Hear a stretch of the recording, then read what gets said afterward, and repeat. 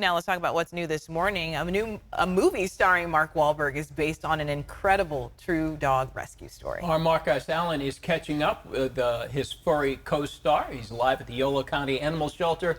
They also have amazing rescues there every day. Mark, what a coincidence that you're there this morning. How about that? No coincidence. I thought, why just talk about a movie when you can talk about a movie and make the world a better place? We've known Stephanie for years. How many years? Yolo County Animal Services. Over 10 years now. That's awesome. Daisy is not available for adoption. Daisy is a rescue and a great story. And I don't mean to talk about you in front of you, but Daisy looks a little bit like a possum. Is it just me? You kind of got a possum vibe going on.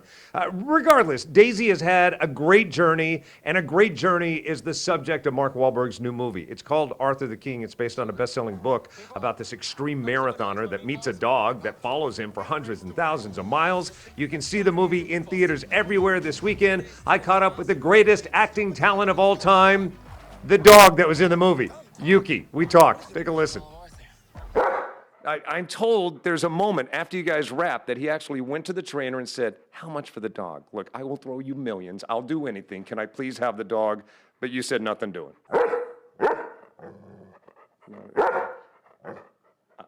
I get it. You're not the first actor that I've talked to that had nothing on his mind other than the lunch menu. Look, we'll get your lunch order in. In the meantime, what can you tell people about why they need to see this movie, why it's awesome? And you left out one last thing.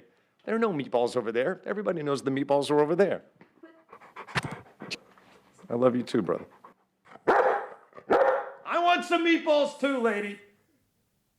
It's a true story. There was a trainer off camera that had a bag of meatballs. Evidently, Yuki barks every time it sees the meatballs, but it had already eaten like 30 of them, so it wanted nothing to do with the meatballs. All right, back to Mark Wahlberg. I've known this guy for a long time, and I've been talking to him for decades. It was only this specific interview last week where I realized I've probably been talking to him longer than any other celebrity. Listen. Nice to see you. I got something right before I walked in here that I didn't know existed, and I've never brought it up with you before. But the very first time I talked to you was 33 years ago. I introduced you in concert and then interviewed you backstage. Wow, look at drama right there. So it's this very moment that I realized I've been talking to you longer than any celebrity in existence. That's crazy. Going around the world to see you about 3 dozen times. That's crazy. The longest. Wow.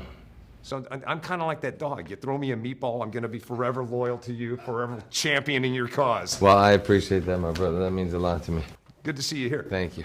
Congrats on this. Yeah, it's been a long time coming. You've done remarkable work before against remarkable actors, but I gotta say, this dog you're acting against, I'm not lying. Like, the dog is phenomenal. Phenomenal. You know, and it's not something where we kind of manipulated the situation to create these moments. It was like he and I locked in, engaged, sitting outside on the side of the road, or, you know, him being on, you know, a metal slab in a vet's office, and they're saying, you know, they recommend that, you know, we put him down, and, you know, he and I just kind of looking, all those moments were just kind of captured with us, you know, playing together. I'm telling you, the best dog acting I have ever seen. And by the way, Mark Wahlberg fell in love with that dog. His kid said, "Dad, don't come home without the dog." He tried to throw his millions and his celebrity at the trainer to get the dog and said, "Nope, this is my dog. I'm keeping the dog." Daisy, by the way, also spoken for, but Stephanie, you got lots of other dogs and cats that need homes. Yes, we are almost at capacity, so anyone who can adopt or foster, we absolutely could need it. And what I loved, some Davis Elementary School students, if you look the wall behind us, they wrote bios for a lot of the dogs that you have here in hopes of getting them adopted. Yes, we provided them with pictures, and they wrote up the bios based on what they thought would help get those dogs home, and some of them have been adopted. It was great. I'm going to throw you a curve too, because we're going into Easter right now, and a lot of people get cute Easter bunnies, but things we should know is having pets for gifts. Really, you need to really think about those things, and they are a lifetime commitment, not just for a holiday. Right. All right. Well, we're going to find all kinds of information on their website. I'm going to lead you to it. Follow me on Facebook. It's Mark S. Allen Show. And again, breaking news, as of this week, you guys are moving. We are, not physically, but we are moving to the Department of Community Services. So we will have more opportunities to help more pets and more people in Yolo County. There you go.